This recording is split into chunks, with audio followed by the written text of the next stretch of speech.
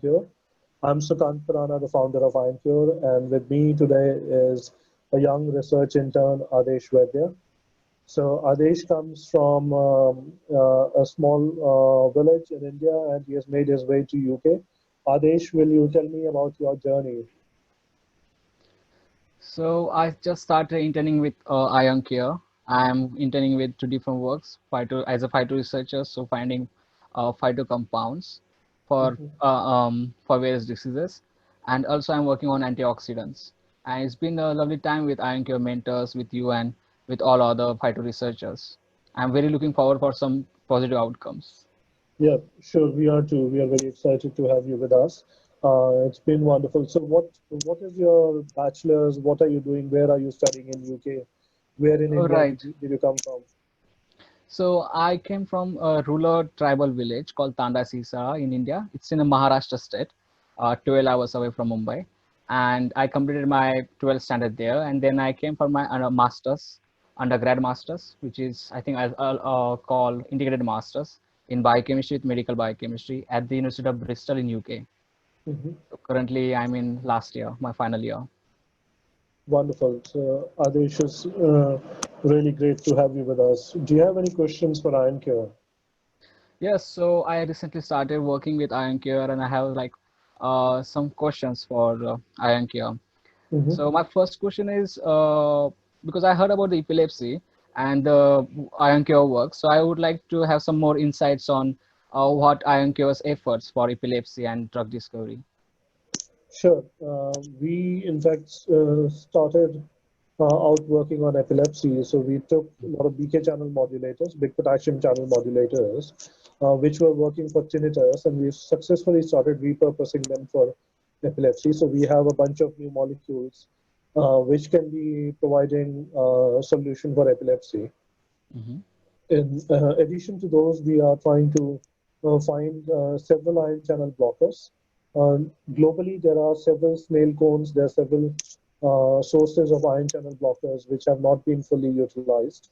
We are trying to utilize them and find new ion channel modulators. In addition to that, we are also going through phytochemicals to see which ones work on epilepsy and trying to find active ingredients from those.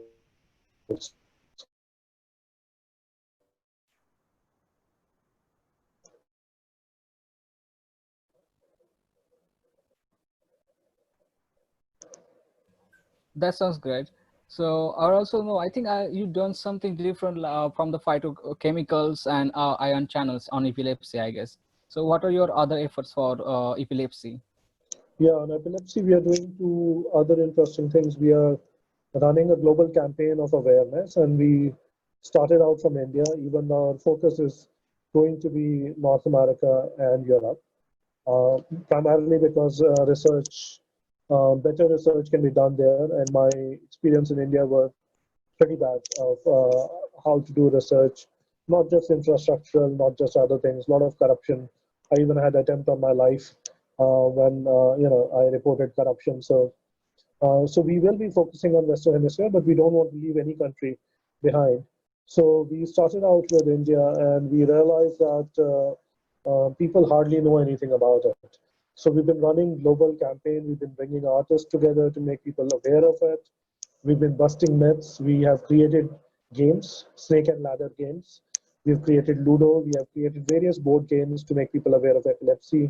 We are creating video games. We have created magazines. We have created comics. So we are going after epilepsy awareness in every single way. And we want this global campaign. And we have a commitment to three different diseases that we will be making revenue but not profit from those. So one of them Right. is epilepsy, second is depression, and third Mhm. is SARS-CoV-2, COVID-19. So we Right. are making revenue. The revenue is going to be reinvested, but none Hmm. of it is going to be taken out in form of equity. It will just be to find more cures for these diseases. So that is what we are doing. So we're running a major epilepsy campaign. In addition to that, we also have a prediction algorithm. So we've been working on prediction algorithm, and there is a crazy idea, not just of integrating smart watches or your clothes to measure changes in conductance to be able to predict a seizure. We want to come up with a smart EEG device which is innocuous, gets hidden under people's hair, and it can measure change in brain activity from over the scalp. Wow, that's amazing. And we want to put the algorithm in a cell phone that even without cloud computation, when you're out of network area, Mm-hmm. can the algorithm tell you if the patient is about to have a seizure? Because if the patient is about to have a seizure, they can stop driving a car or stop operating heavy machinery. So that is what we are working towards. And we have two very unique algorithms with us, which are doing better than anything which is out there in the market. Mm-hmm. I want to take it one step further right now, which is sort of a moonshot project, is to even put in electrodes either in nose, because olfactory pathway bypasses thalamus and goes straight to cortex, or Right. actually put in implants directly in brain for very severe cases, and be able to break the synchronization and to be able to prevent seizures from happening in epilepsy patients. So we just don't want to predict, we want to even prevent seizures. So we are not working just from a medicine end, we are also working from electrical end to try to prevent seizures from happening. That's fantastic. I mean, like you are working for, the society, your service-minded leadership from IonCure for the social welfare, and also predicting epilepsy and preventing it. That's, I think, mind-blowing idea. I'm like really look forward to like see more and get some more insights from you. Okay, Thank you. so you talked about COVID-19. So you are working on depression, epilepsy, and COVID-19. And as always, COVID-19 at the moment is a huge area of contact. So I just like to know about how you're working on SARS-CoV-2. Yeah, so on SARS-CoV-2, we currently do not have any funding. So what we are doing is we are all taking our laptops, working on some clusters through cloud, Right. even using some small devices, even people working even on their cell phones. So we gave a call, we put together a team globally of Mm-hmm. various researchers, and we are looking at various sites on the virus. We are also looking Right. at various sites in the host, in this host pathogen interaction. We looked at human sites, so the virus is not replicated, or if it is intake is blocked by using ACE2 receptor or something. So using artificial intelligence and using even other computational tools which are not necessarily machine learning based, we are predicting several molecules. We also went through several phytochemicals, plants, where there was some optimism that they could prevent uptake of SARS-CoV-2, and we are looking for if any of the active molecules bind. After a lot of search, we have obtained few. The number has not been as much as we would have liked, but Mm-hmm. I do feel that we are in a perfect position now to start making a difference to such a huge pandemic. And what we want to start doing now fundamentally is to start raising money for a wet lab in USA Right. and another wet lab in Canada, so that we can start testing our leads and start making a difference.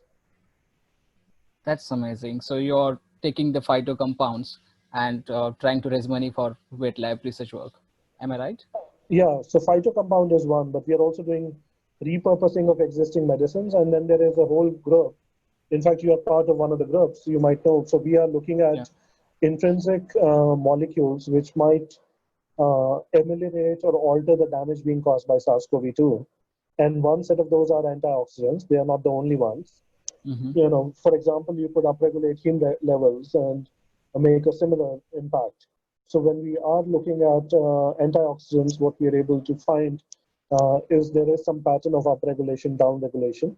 And what we are looking at are ligands which interact with them, and not just the natural ligands, what are the known compounds which can alter their expression. And once we have compounds which can alter their expression, can we modulate their levels to enable faster recovery from SARS-CoV-2? Right. Yeah. Yeah.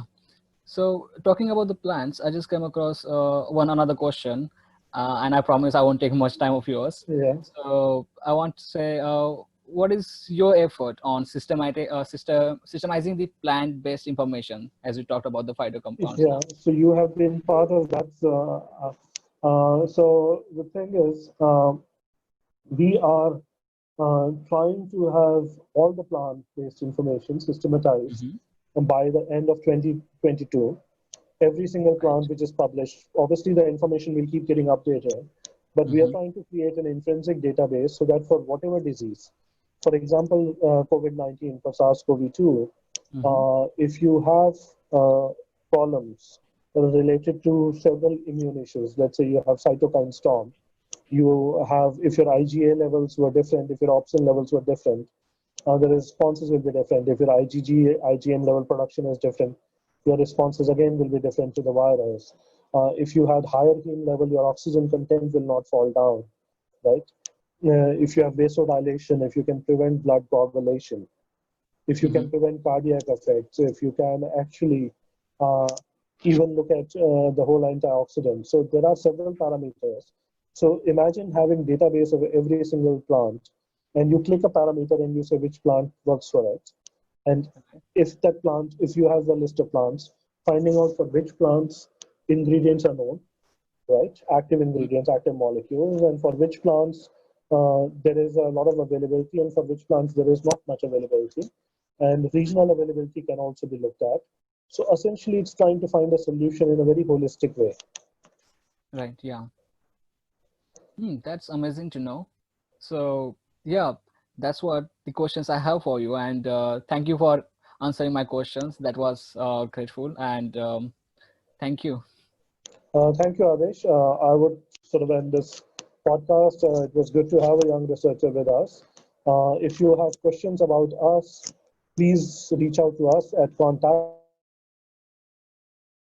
Or if you want to volunteer with us, reach out to us at volunteer@ioncurerx.com. Our website is www.ioncurerx.com. IONCURERX.com. Thank you very much. Bye-bye.